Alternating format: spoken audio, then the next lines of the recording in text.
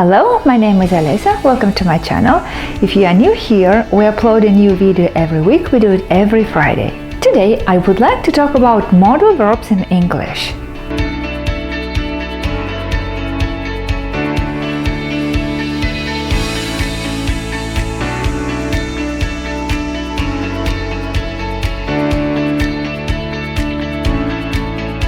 What's the difference between modal verbs and verbs? Verbs describe actions, motions, or state of being. Modal verbs do not describe action. They express possibility, obligation, ability, or give permission. The most common modal verbs are may, might, can, could, must, should, have to, shall, will, would. It's super easy to make a negative form with modal verbs. Just add not after the verb. Can, cannot, can't. May, may not. Might, might not. For these two verbs, there is no contraction form. Must, must not, mustn't, should, should not, shouldn't. Unfortunately, this rule doesn't work for the verb have to. The negative form is don't have to, doesn't have to. Shall, shall not, shan't. Will not, won't. Would not, wouldn't. We use modal verbs if we believe something is possible or impossible, certain or uncertain. Possible, it might rain tomorrow. Certain, it must be yours. Impossible, I can't do it. We also use modal verbs to talk about ability, permission, make a request or an offer. Permission, may I open the window? Sure. Request, can you help me? Definitely. Offer, can I help you?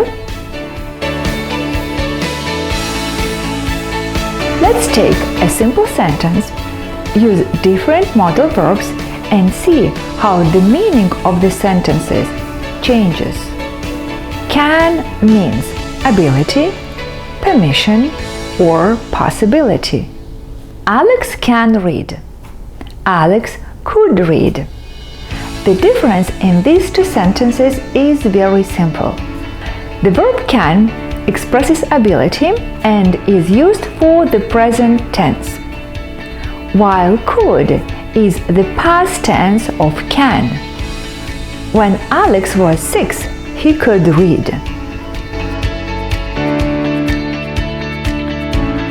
I want to draw your attention to some grammar. When we use modal verbs, we never add s for the third person singular in the present simple. Look, he plays, but he can play.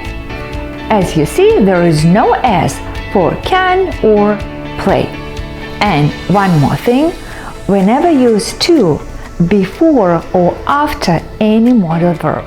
So these rules work for almost all modal verbs. No s for the third person singular and no to before or after modal verbs.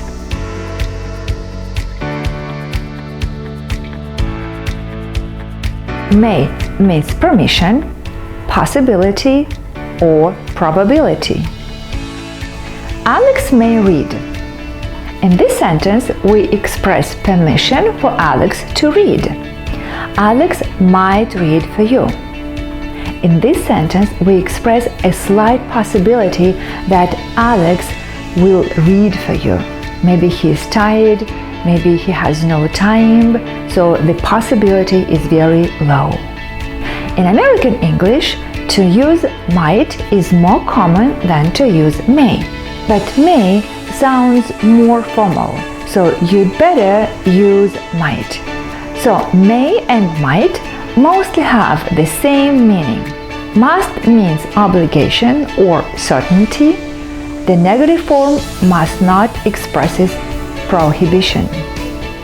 Alex must read. This is pretty easy to understand. Must means obligation. So Alex has no chance not to read.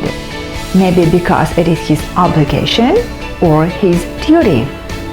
Be very careful using must while talking with people. Must has a very strong meaning. It sounds like a strict order and people should obey. You must stop at the red light. It's a law. In this case, must works very well. But if you want to give advice or recommendation, it's better to use should or have to. Should means suggestion, giving advice, or obligation.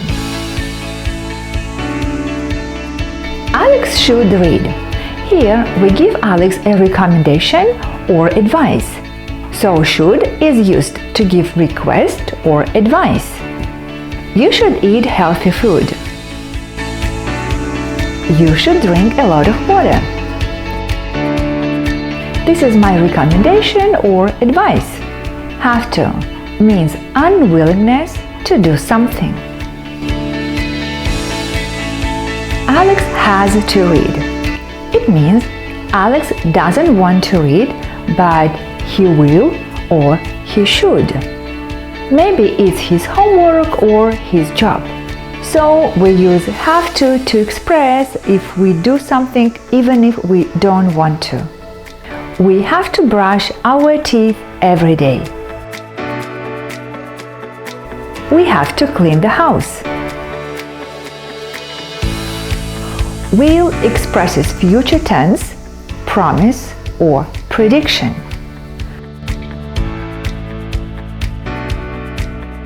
Would is the past form of will. It expresses the habit of past. Both will and would express polite request, invitation, or offer.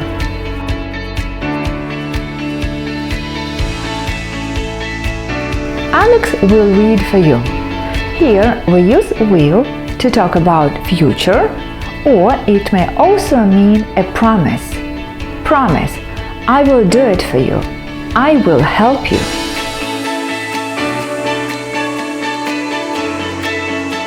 Invitation. Will you come over on the weekend?